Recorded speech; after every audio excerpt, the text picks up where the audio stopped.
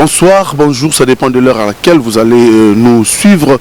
Nous sommes heureux de vous savoir très nombreux à suivre votre tranche ici qui donne la parole aux différents dirigeants des clubs de l'EPFK, notamment que le membre du comité exécutif. C'est justement pour essayer de parler de ces championnats qui est la vitrine du football, je vais dire congolais, et du football quinois. Quand je dis du football congolais, c'est parce que beaucoup de talents à travers l'Afrique ou la RDC proviennent de ces championnats. Et bien évidemment, Kinshasa, c'est parce que c'est les championnats miroirs. Pour ce soir, nous recevons pour vous le président Papi Tamba. Vous le connaissez très bien. C'est l'un des dirigeants qui n'ont pas leur bouche dans la poche. Il parle quand il pense qu'il doit parler et il dit des choses qu'il pense. Et bien évidemment, par rapport à certaines revendications qui s'avèrent être fondées, et bien sûr, par rapport à son équipe tout puissant, les croyants, qui s'est classé utilement dans le groupe B, le groupe que lui qualifie d'ailleurs de groupe de la mort. Eh bien, avec lui, on va essayer de parler du bilan de son club, parce qu'il faut rappeler que cette équipe n'a pas commencé de manière aisée la saison dernière, mais elle a fait une remontada incroyable pour se classer là où elle a fini le championnat. Mais pour ce faire, je ne suis pas seul. Je serai avec Dieudonné Mukendi, c'est le vice-président de la commission presse de l'entente provinciale de football de Kinshasa, avec qui nous allons essayer de recevoir le président Papi Tamba, à qui je vais dire bonjour président. Bonjour mes frères. Vous allez bien? Non, ça va par la grâce de Dieu. Vous commencez très difficilement la saison qui vient de s'achever, je dis très difficilement, mais à la fin c'est un autre visage de TP les croyants qui surclasse ses adversaires pour finir là où il a fini. Vous savez, c'est la deuxième saison successive où TP les croyants entame très mal les championnats, mais avec des explications différentes. La première année, je pense, c'était... c'est même la troisième saison successive. Okay. Lors de notre montée, ça a été difficile aussi. Nous nous sommes rattrapés même les derniers jours pour obtenir le maintien. L'année qui a suivi... L'année où vous avez fait, oui, quelque chose comme ça. Le score le plus lourd de l'EPFK. Nous avons fini troisième au championnat. On avait commencé par perdre les 5 premiers matchs. C'est-à-dire on a commencé par être dernier avec 0,15. Il y avait une explication parce que c'est une année où j'étais tombé malade au début du championnat. Et vous savez, tel que les championnats s'organisent au niveau de notre pays, quand le président a des problèmes de santé ou a des problèmes tout court, cela va impacter sur l'ensemble de l'équipe parce que nous ne sommes pas soutenus en fait. Et l'année qui a suivi après, c'est-à-dire l'année qui vient de s'écouler, pendant que les championnats ont commencé, je n'étais pas ici. Les joueurs étaient entamés moralement parce que en dehors du football, je suis aussi un acteur politique. J'ai parlé avec eux pour les rassurer, tout ça, mais du fait qu'ils ne me voyaient pas physiquement, c'était quand même compliqué pour eux. Et cela aussi a impacté notre début de championnat. Bon, quand je suis revenu, nous avons essayé de remonter et pour finir, là, nous avons fini. Alors cette saison, nous avons espoir qu'on va sortir un peu de cette case-là, de toujours mal commencer les championnats et se rattraper vers la fin. Monsieur le Président, vous avez évoqué tantôt là un sujet très très important, c'est-à-dire que quand un dirigeant des clubs est soit malade, soit en difficulté, ça impacte sur le club. Vous parlez du soutien peut-être du gouvernement. Quelle est votre démarche, vous, en tant que président des clubs, en tant que ASBL, pour vous faire un peu entourer, soit des partenaires ou des sponsors, de manière à ce que vous ne soyez pas non plus asphyxiés par rapport à moi je connais comment ça se passe en matière de dépenses pour préparer une équipe, pour organiser une équipe et surtout jouer les championnats, c'est compliqué. Comment vous faites, ou qu'est-ce que vous comptez faire pour que finalement pareille difficulté n'arrive plus? C'est très compliqué parce qu'on ne peut pas compter sur les gens, puisqu'on ne peut pas compter sur l'État non plus. On pouvait compter sur les sponsors. Mais notre championnat n'est pas télévisé. Notre championnat est encore celui qu'il est par rapport à sa prise en charge par l'État. Du coup, ça ne facilite pas que nous puissions avoir des partenaires qui peuvent être disposés à nous accompagner, mais qui le font, c'est-à-dire qui nous accompagnent. Ça ne nous facilite pas la tâche. Ça, c'est d'abord la première chose. J'ai oublié de dire que la première année, quand je suis monté à l'EPFKIN, là, j'ai connu encore des moments plus difficiles. Ce n'était pas seulement qu'au début du championnat, mais c'était quasiment pendant toute la phase aller parce que j'ai été empoisonné, j'étais mourant, et cela a encore impacté, comme j'étais en train de vous dire, le fonctionnement de l'équipe. Mais c'est tout à fait normal.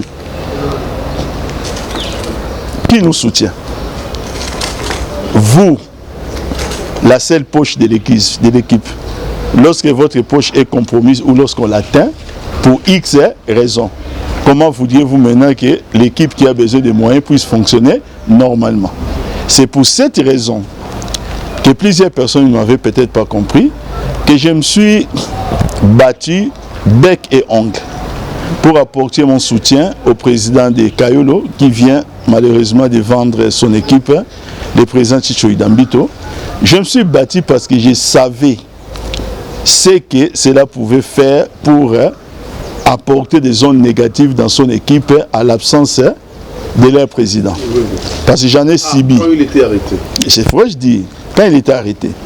Je me suis battu bec et ongle. Il y a des gens qui m'appelaient pour me dire, mais avez-vous un intérêt particulier par rapport à ça? Non, il n'y a pas d'intérêt.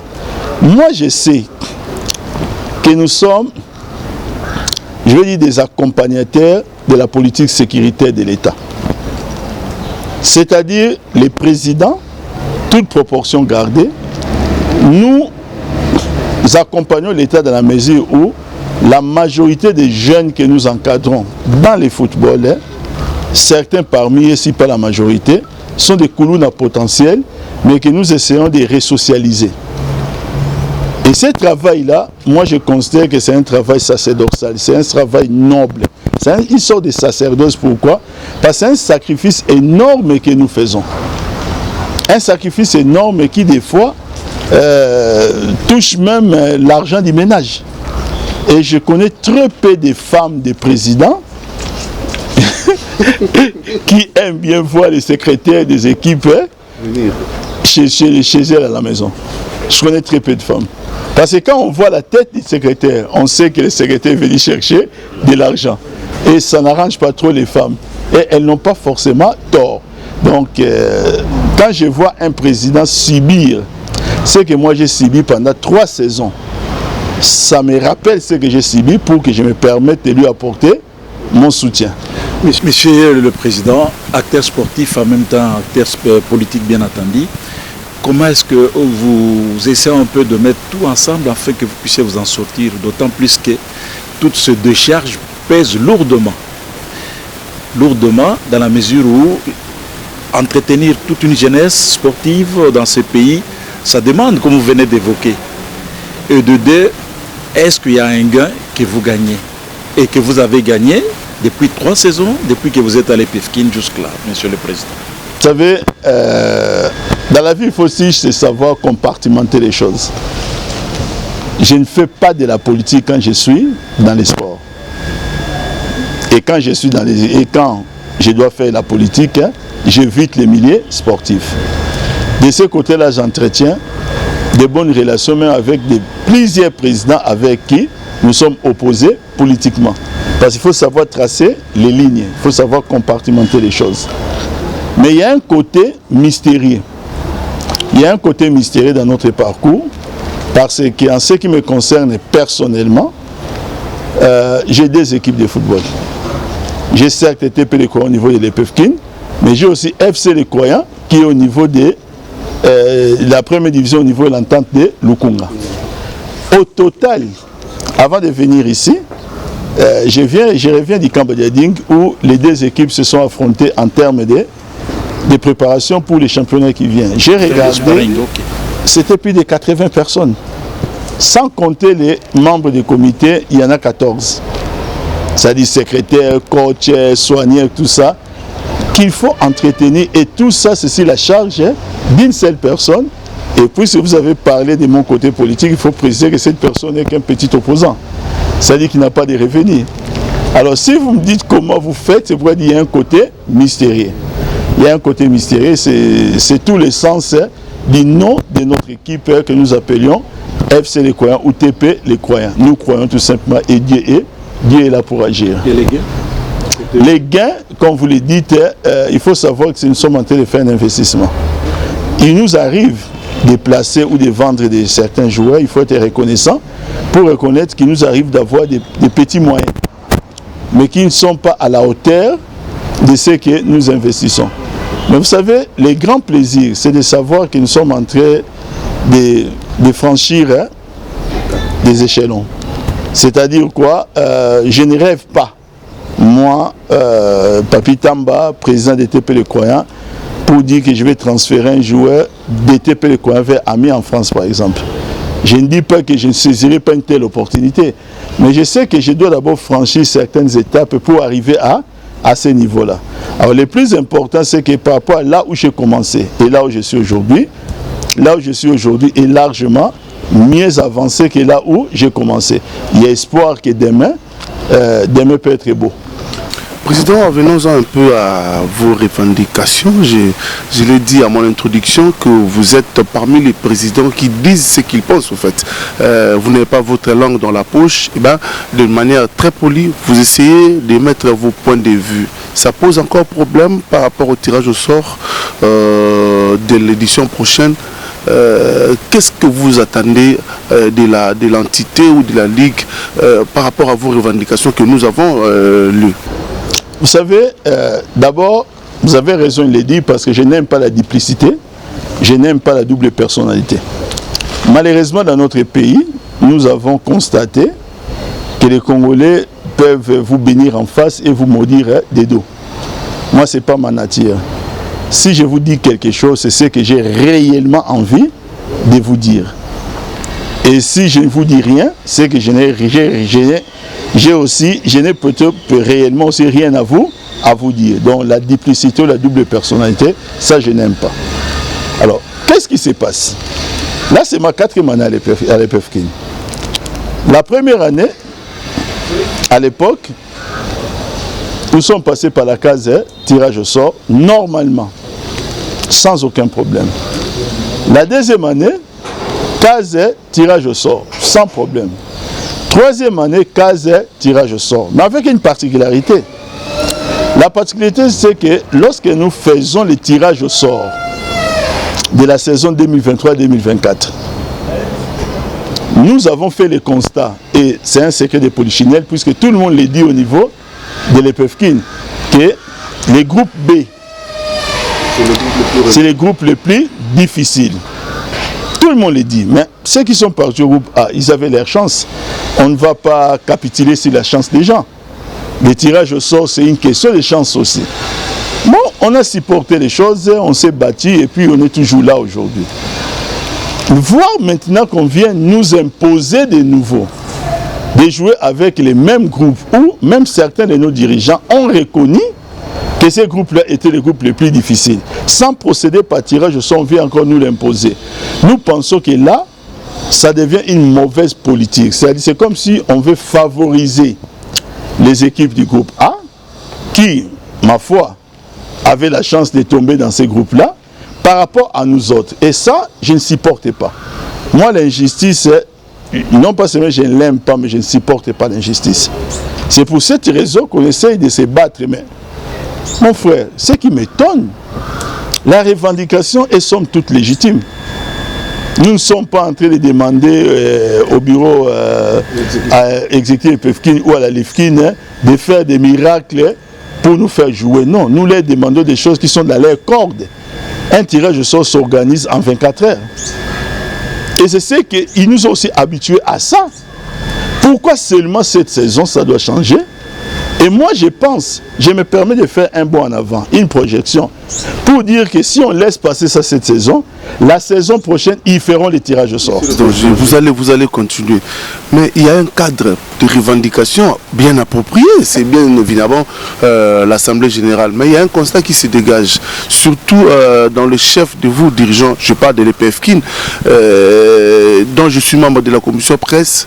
Vous ne participez aux assemblées qui a haut intérêt. C'est-à-dire, quand vous vous battez pour faire tomber quelqu'un, un membre du comité exécutif, ou vous voulez garder un membre du comité exécutif ou un ticket. Mais quand il s'agit de venir dans des assemblées générales ordinaires, je prends la dernière qui vient de se tenir, il n'y avait aucun président des clubs. Je dis bien aucun. Ce sont vos secrétaires qui viennent. Et sur papier, vous ne donnez même pas vos revendications, mais vous êtes à la télé, vous écrivez dans des réseaux sociaux, vous pensez, c'est une question que je vous pose, ce sont des cadres idéaux pour faire des revendications où le cadre par excellence c'est l'Assemblée générale. Alors ça ne peut que m'étonner parce que même le Christ a dit, c'est lui qui m'a fait les pères. Il est où le problème si nos secrétaires sont là? Parce que ceux qui voient nos secrétaires nous voient.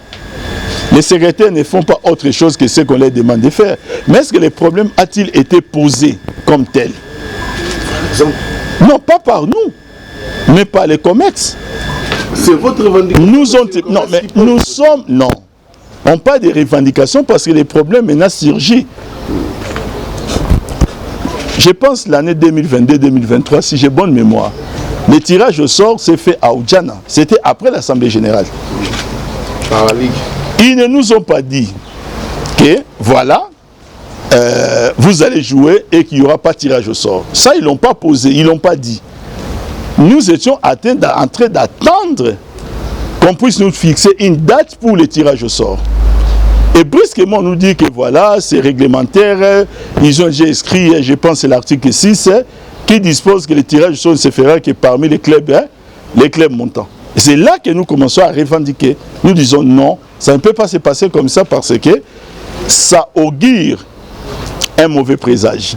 C'est comme si nous commençons à avoir le sentiment qu'il y a quelque part, je vais dire voilà, il y a quelque part une volonté de favoriser certaines équipes du groupe A par rapport à ce que nous subissons au niveau du groupe B. Alors, qu'on nous remette tous, c'est le début du championnat pour cette édition, qu'on nous remette tous sur les mêmes piédestals, qu'on réorganise encore les tirages au sort parce que les 40 équipes qui fondent les PEFKIN se trouvent dans la même ville à Kinshasa.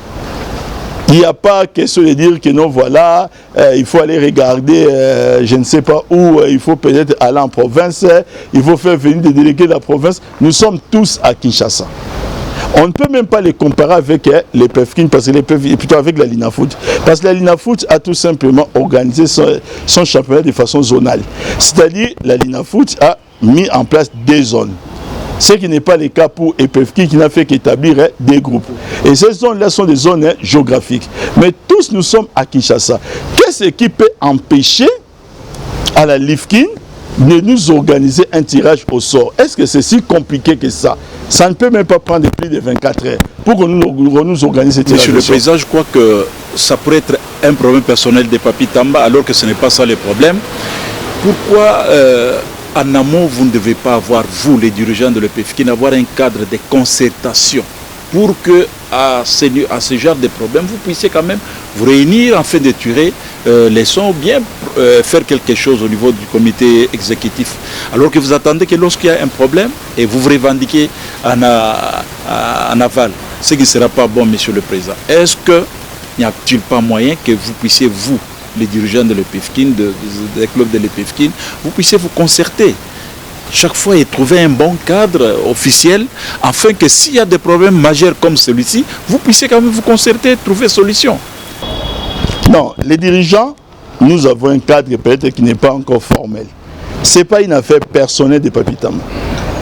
Vous l'aviez dit au début que j'ai peut-être le courage de mes idées. Oui. Très généralement, je porte la voix de certains collègues qui n'ont peut-être pas le même courage que j'ai. Mais retenez tout simplement que l'affaire peut devenir l'affaire de tout le monde si nous ne trouvons pas gain de cause. Là, nous allons commencer avec l'exercice des pétitions, l'exercice de correspondance. C'est inutile, on n'a pas besoin d'arriver jusque-là. Nous demandons tout simplement qu'on donne suite à notre demande. C'est même pas, je ne peux même pas prononcer, c'est une revendication. Je viens de vous le dire tout à l'heure que pendant 3 éditions depuis que je suis à l'EPFKIN, il s'est toujours tenu des tirages au sort pour commencer les championnats. Pourquoi seulement cette année? Alors que nous savons tous que l'année qui vient de nous précéder, les 2 groupes étaient déséquilibrés. Et cela, c'est chez tout le monde.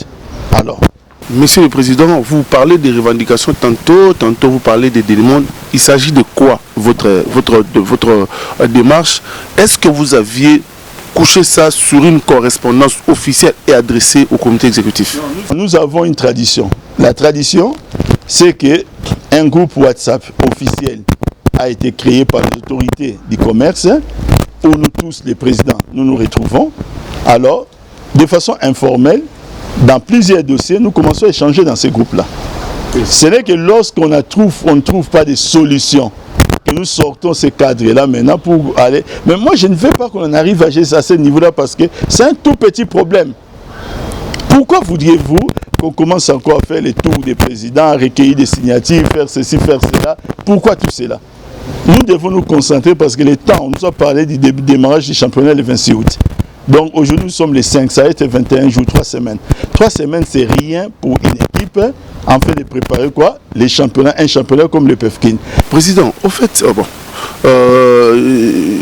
cette démarche tente à faire croire que le croyant, bon, permettez-moi de conjuguer le verbe et de citer le nom du croyant parce que ça prend la forme, et vous avez tantôt dit que vous vivez de cette croyance justement, pas assez de moyens, mais vous y croyez et vous y parvenez.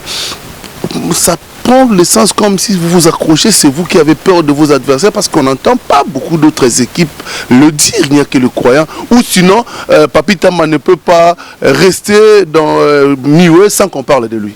Bon, vous savez, là ça va encore, ce sont des choses très gentilles qui sont dites, même si certaines personnes peuvent penser, mais j'ai déjà entendu pire que ça. Je vais revenir sur l'édition précédente, avec la fameuse problématique des bails. Encore.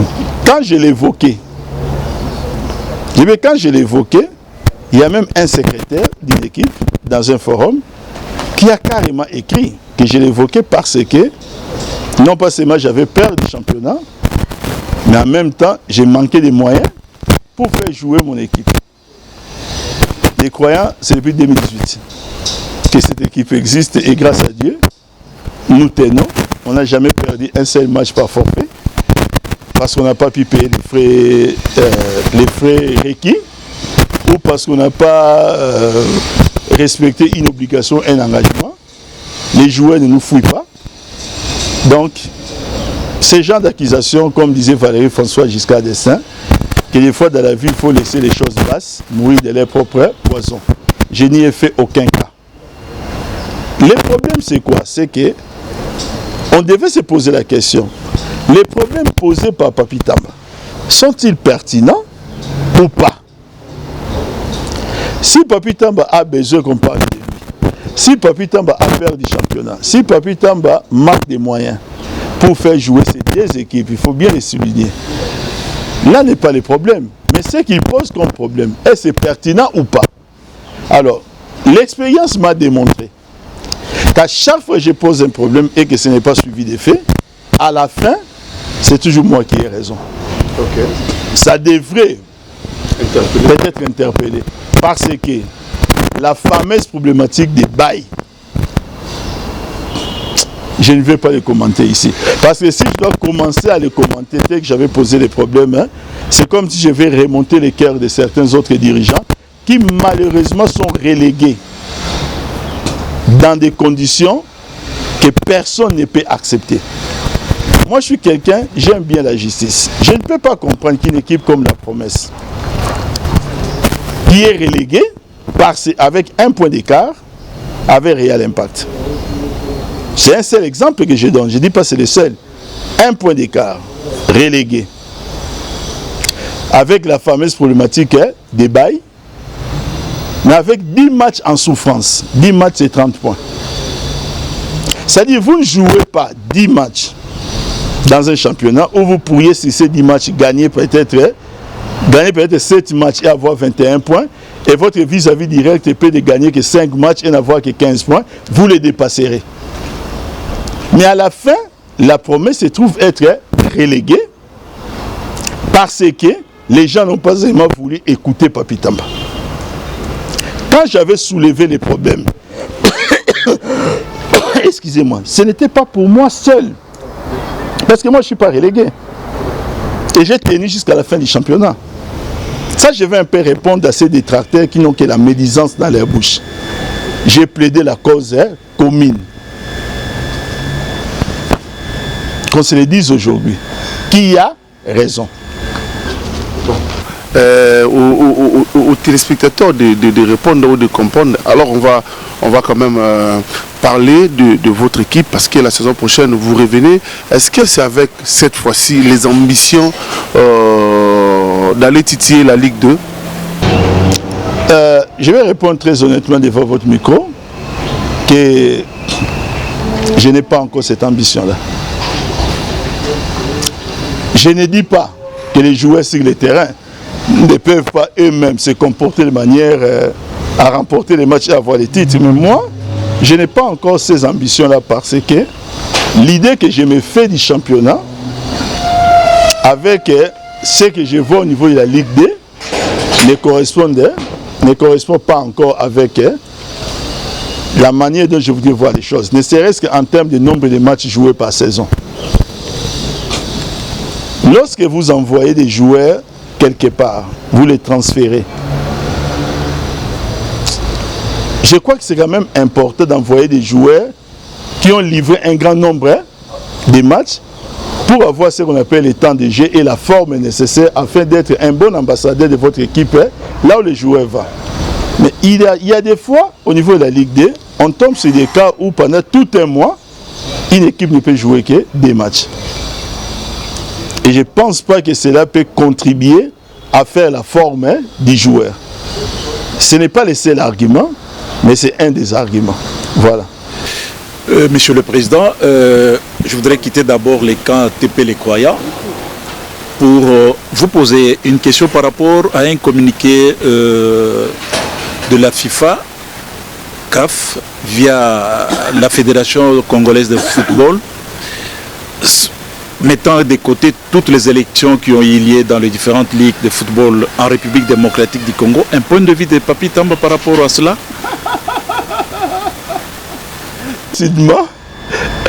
Là vous prenez l'épée de Damoclès que vous voulez mettre sur ma tête. À ce sujet, j'ai beaucoup de choses à dire, mais j'évite de les dire. Oui, un tout petit peu, vous pouvez brosser quelque chose, monsieur. Bon, je vais sortir du monde du football. Je vais parler de l'administration tout court. Je vais parler du droit. Comme je peux parler aussi du fonctionnement normal d'une organisation. De ce que je sais, que la suspension pour des gens qui ont des mandats électifs, cette suspension doit forcément et absolument ouvrir la voie à la transition. Des gens qui ont un mandat électif ont un mandat. Si les mandats n'arrivent pas à expiration, on les suspend. Il faut forcément une transition pour avoir de nouveaux élus qui vont commencer à travailler après. La transition ne peut pas être assurée sans un texte. Nous parlons du droit administratif maintenant. Dans un cas de figure où on doit forcément organiser une transition, il faudrait au minimum qu'il puisse y avoir un texte qui puisse réglementer les compétences. Ça, je parle d'abord du droit aussi. À ce jour, tel que là on convoque les championnats par des gens qui, pour ma part, ne sont plus légitimes et non plus dont les pouvoirs ne reposent plus sur une base légale parce qu'ils ont été suspendus et ils ne peuvent pas parler de la continuité dans la mesure où leur comment on appelle ça, leur déchéance, si je peux me permettre de parler, mais vient de l'autorité qui a compétence de les déchoir ou de l'autorité qui a compétence de les reconduire. Donc à l'absence d'un texte pour qui peut réglementer la transition, nous, ça nous pose un problème d'interprétation. Bon, là, nous sommes obligés de dire Amen. Nous sommes obligés de dire Amen et d'accompagner parce que nous ne sommes que des présidents des clubs. On n'a pas droit au chapitre pour donner notre avis. Mais en même temps aussi, on ne voudrait pas froisser ou frustrer nos autorités sportives pour qu'ils pensent que nous excellons que dans la critique. Nous comprenons qu'eux aussi vivent des moments très difficiles parce que si on doit arriver jusqu'à ce niveau-là, c'est parce qu'il y a eu des problèmes. Et ces problèmes-là ne les arrangent pas non plus aussi. Ça ne les arrange pas. Et comme ça ne les arrange pas non plus, donc nous devenons des accompagnateurs. Voilà. Président, peut-être une avant-dernière question. La commune de Lingwala a vibré. On a vu des talents sortis de nulle part. On a compris finalement que le Congo, c'est un pays où s'il y a un peu de volonté, on peut sortir les messieurs de Cristiano Ronaldo. Le tournoi que vous avez organisé, le tournoi Marie-Olive Lembe. Qu'est-ce que ça vous laisse, en tout cas pour cette édition, dans la tête?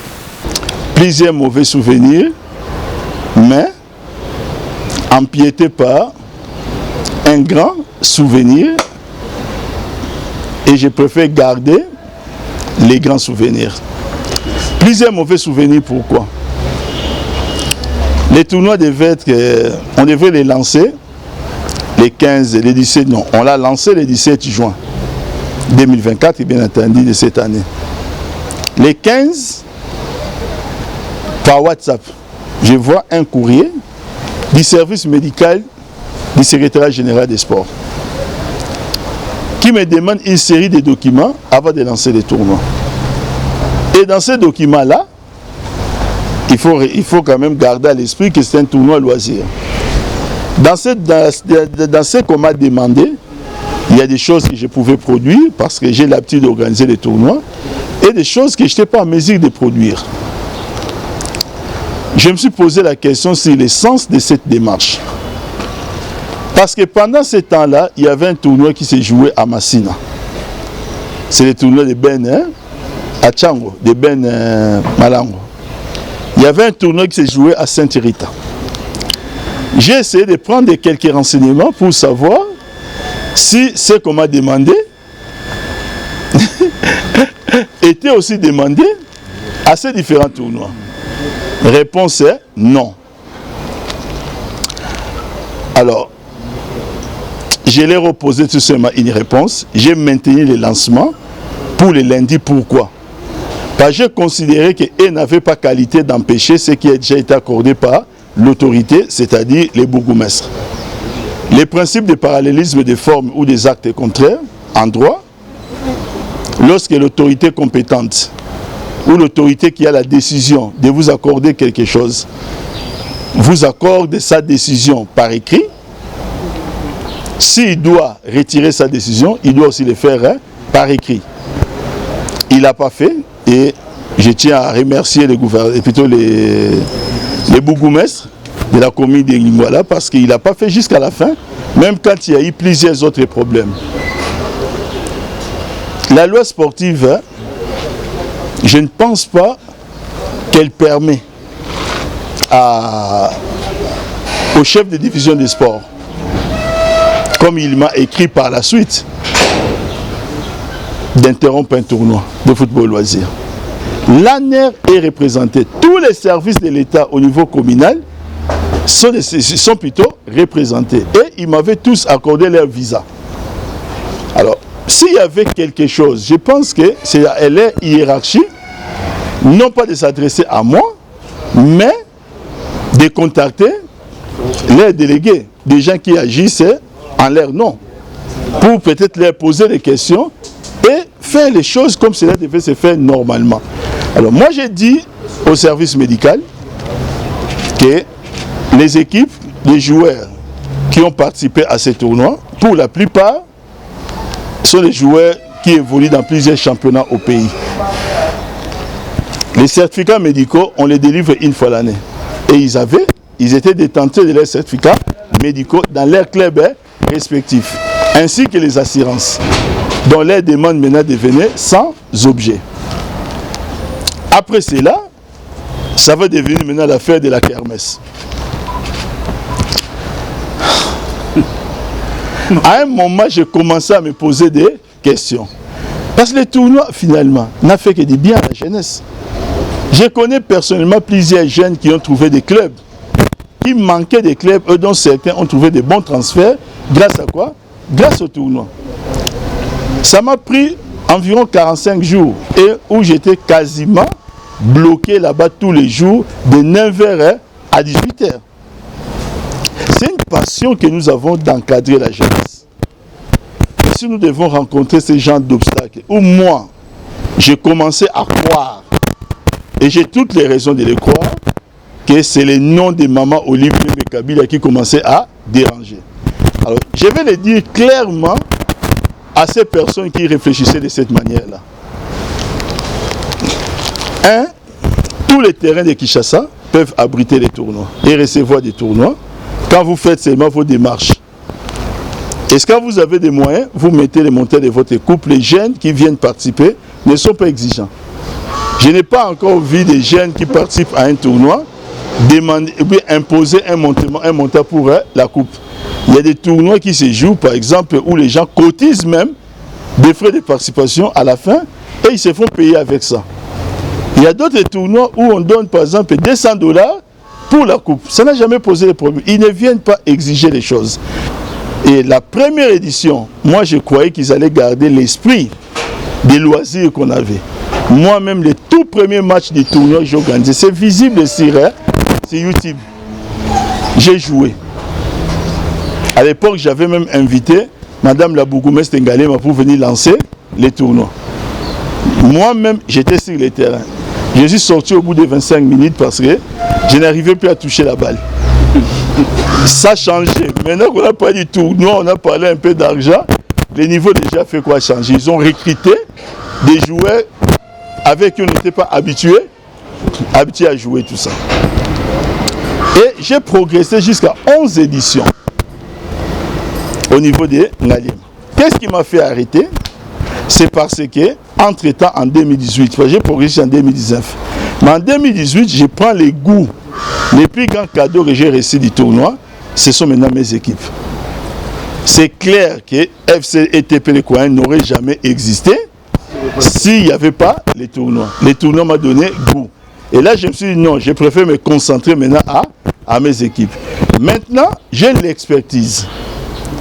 Par rapport à l'expertise, parce que tous les tournois que j'organise, il n'y a jamais eu de troubles et désordres alors qu'il n'y a pas de policiers comme commis plutôt à la sécurité. Alors, par rapport à cette expertise, il y a une fois, le ministre Félix Tchabangue qui voulait s'organiser les tournois à Kin, il a organisé à 4 différents terrains, il m'a demandé si je pouvais les coordonner. Aujourd'hui, il y a Maman Olive qui voulait encadrer la jeunesse à travers le football, m'a aussi demandé si je peux les coordonner. C'est tout à fait normal parce que j'ai l'expertise. Aujourd'hui, sans me vanter, et je lance le message même à plusieurs personnes qui veulent organiser les tournois, de me consulter, je vais leur donner les secrets. En tout cas, c'est avec ces grands sourires, hein, ces larges sourires du président Papi Tamba, le président du UFC, du TP Les Croyants, que nous allons clore cette émission. On a abordé plusieurs points à travers cet entretien que nous avons eu avec lui, plus de 45 minutes. On a parlé de l'EPFKIN, on a parlé des différentes revendications. Et bien, ça tient la route, tout simplement. Ces messieurs que vous voyez là dépensent beaucoup de leur argent, de leurs moyens. Et d'ailleurs, il a évoqué qu'aucune femme à la maison n'accepte de voir la visite d'un secrétaire de club. Parce que tout simplement, il y a des problèmes d'argent, il y a des problèmes de qualification des joueurs. Et bien, ils méritent largement notre respect. Merci à vous de continuer à suivre cette émission. Vous l'avez sur toutes nos plateformes, YouTube, partout. Et bien sûr, nous continuerons à consulter tous les présidents de l'EPFKIN, des clubs de l'EPFKIN, pour que finalement nous puissions faire aussi leur promotion. Vous avez découvert la personne qui organise ce tournoi, qui a mis en ébullition les jeunes au niveau, les jeunes quinois au niveau de la commune de Lingwala. pour moi, Marie-Olive Lembe, eh ben, l'autre édition viendra, les éditions viendront. C'est lui, d'ailleurs, qui organise ça. Partie d'une expérience personnelle, aujourd'hui, ça devient quelque chose de national. Merci à la grande équipe technique qui nous a aidé à la réussite de cette émission. Merci à tous les amis de la commission presse de l'entente provinciale de football. Merci au comité exécutif de l'EPFKIN qui continue à nous faire confiance. Ciao.